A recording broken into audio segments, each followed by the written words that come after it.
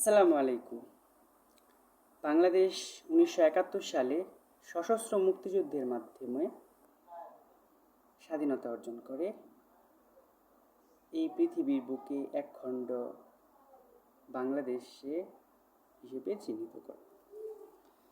তো ওই সময়টাতেই 1971 সালের যে রক্তক্ষয়ী যুদ্ধটা হয়েছিল পাকিস্তানিদের বিরুদ্ধে, তখন আমাদেরকে কোন কোন দেশগুলো সাপোর্ট করেছিল? হ্যাঁ, আমরা সবাই একটা কমন জানি যে ভারত আমাদেরকে সাপোর্ট করেছে।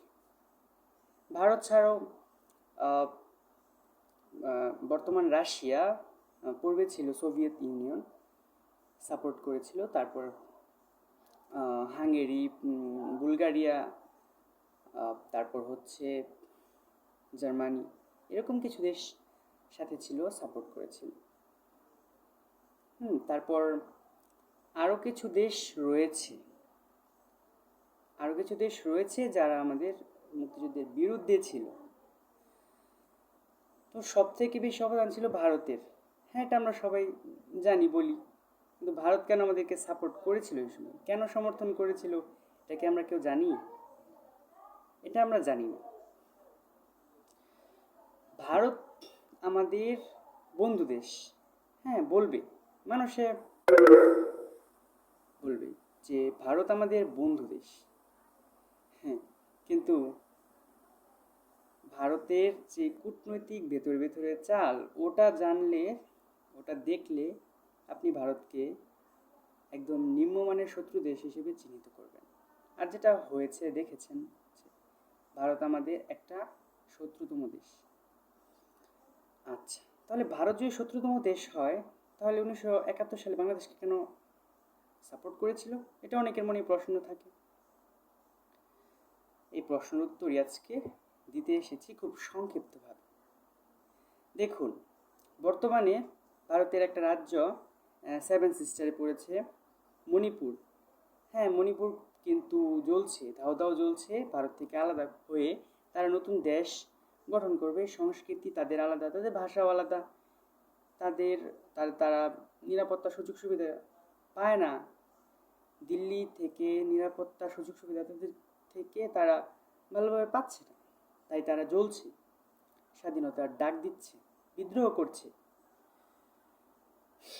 তো এখন ভারত যেহেতু বাংলাদেশের শত্রু, তাই বাংলাদেশ চাইবে ভারত থেকে যদি একটা রাজ্য কমে যায় তাহলে বাংলাদেশ আমাদের ভালো, ভারতের একটু শক্তি কমে গেল, এটা আমাদের জন্য ভালো হবে। কারণ ভারতের একটা রাজ্য হারাবে, ভারতে কতগুলো জনগণ হারাবে, ভারতে একটা সংস্কৃতি হারাবে, ভারতে একটা ভাষা হারাবে, একটা বড় সামরিক শক্তি হারাবে। এজন্য আমরা মণিপুরকে সাপোর্ট করব, অবশ্যই করব। যদি ভারতের সাথে আমাদের কঠোর শত্রুতা থাকে, হ্যাঁ, শত্রুতা অবশ্যই আছে। ঠিক তেমনি আমরা সবাই জানি যে ভারত পাকিস্তান শত্রু আজ থেকে নয়, বরং একদম 1947 সালের পূর্ব থেকে একদম জন্মগতভাবেই ভারত পাকিস্তান সব থেকে বড় শত্রু। তো পূর্ব পাকিস্তান এবং পশ্চিম পাকিস্তান দুইটা রাজ্য যখন ছিল বাংলাদেশের, যখন ছিল বাংলাদেশ যখন পাকিস্তানের অধীনে ছিল, তখন ভারত বাংলাদেশকে স্বাধীন করেছিল। বাংলাদেশকে স্বাধীন করার পেছনে একটু সহায়তা করেছিল, যাতে পাকিস্তানের শক্তিটা কমে যায়, পাকিস্তানের রাজত্বটা ওইখান থেকে কমে যায়, যাতে করে তারা পাকিস্তানকে সামরিকভাবে দাবিয়ে দিতে পারে, তারা উপরে উঠতে পারে। তো ওটাই করলো যে তারা আমাদের বাংলাদেশকে সাপোর্ট করলো, যাতে করে দেশটা একটা নতুন দেশ হিসেবে গঠিত হয়, পাকিস্তান থেকে আলাদা হয়ে যায়, যাতে পাকিস্তানের কর্তৃত্ব কমে যায়, পাকিস্তানের শক্তি কমে যায়, পাকিস্তানের যেই অর্থনৈতিক সাংস্কৃতিক দিকগুলো রয়েছে ওইগুলো যাতে কমে যায়।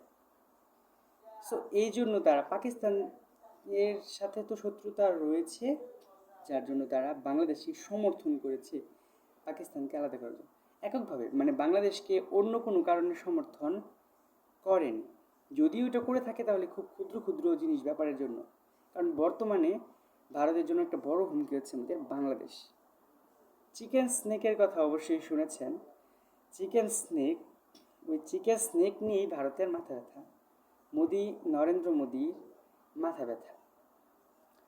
বাংলাদেশের যে মাথাটা, এই মাথার উপর দিয়ে মাত্র 21.44 কিলোমিটার, 22 কিলোমিটার বলতে পারেন, 22 কিলোমিটার দৈর্ঘ্যের একটা পথ। এই 22 কিলোমিটার দৈর্ঘ্যের একটা পথ দিয়েই পুরো 7টা রাজ্যে, যেটা বাংলাদেশের থেকে 7টা রাজ্য একত্রিত করলে বাংলাদেশের দ্বিগুণ হবে।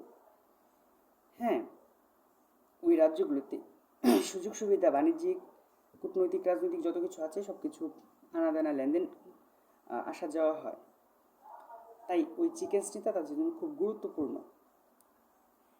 বাংলাদেশের হুমকিটা, আমরা অন্য টপিকে চলে এসেছি হয়তো। আচ্ছা, যাই হোক, তো ভারত বাংলাদেশকে এই কারণেই সাপোর্ট করেছিল, কিন্তু তারা বুঝতে পারে যে ভবিষ্যতে বাংলাদেশ যে ভারতের জন্য একটা হুমকি হয়ে দাঁড়াবে। স্বাধীনতার সময় ভারত চেয়েছিল যে বাংলাদেশকে তাদের নিচে দাস হিসেবে রাখবে, মানে দেশকে অঙ্গরাজ্য হিসেবেই মনে করবে।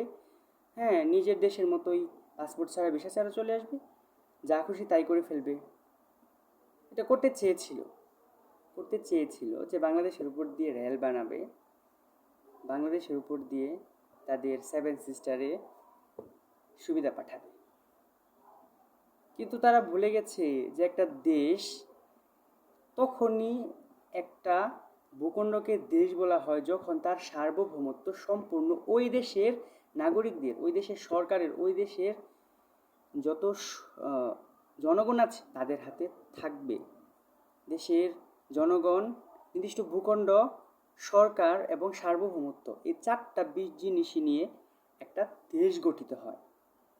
তো ভারত ভুলে গিয়েছিল যে বাংলাদেশ একটা দেশ। তাদের মনে হচ্ছিল বাংলাদেশ হচ্ছে একটা অঙ্গরাজ্য, তাদের একটা অঙ্গ রাজ্য, যা খুশি তাই করবে।